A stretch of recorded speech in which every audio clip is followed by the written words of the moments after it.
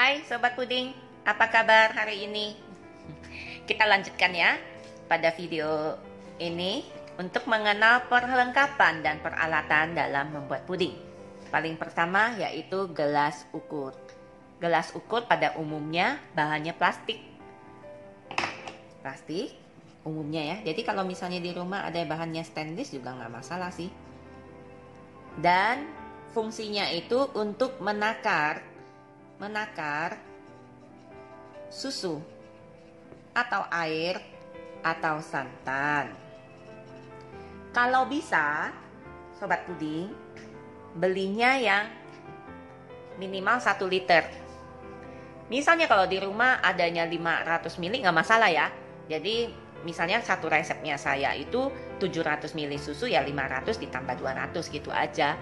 Kalau di rumah masih belum punya, mau beli, ya silakan aja beli yang minimal 1 liter. Oke, berikutnya yaitu timbangan. Timbangan belilah yang digital. Timbangan ini untuk menimbang gula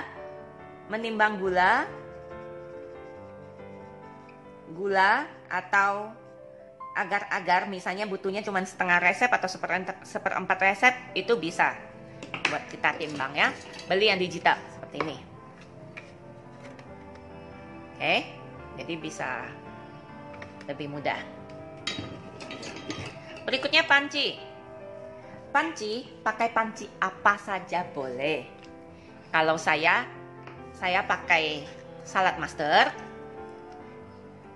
sesuai dengan pengalaman saya. Ya, Salad Master dia lebih kenyal, hasilnya pudingnya lebih kenyal dan tidak mudah basi. Tapi kalau untuk masalah cepat basi atau enggak, sebenarnya banyak sekali caranya. Nanti saya akan membuatkan satu video khusus untuk tips-tips supaya puding yang kita buat tidak cepat basi. Seru kan?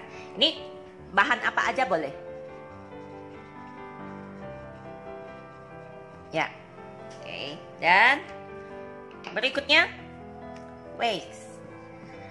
pengocok. Ini untuk mencampur adonan atau mengaduk adonan selama proses memasak. Ya, jadi mengapa menggunakan ini, nggak pakai sendok sayur atau apa? Karena kalau menggunakan pengocok ini, tapi bukan dengan kocok ya, ya tetap ngaduk pelan. Ini mempengaruhi tekstur puding kita. Puding yang dihasilkan akan lebih kenyal dan tercampur lebih rata. Ya, jadi ini fungsinya tercampur bahan-bahan ya, tercampur lebih rata. Kelihatan ya. Oke. Berikutnya, sendok sayur atau centong sayur. Ya, ini saya gunakan untuk mengambil adonan. Jadi kalau misalnya ini udah didih, saya mengambil adonan ke cetakan sambil menakar.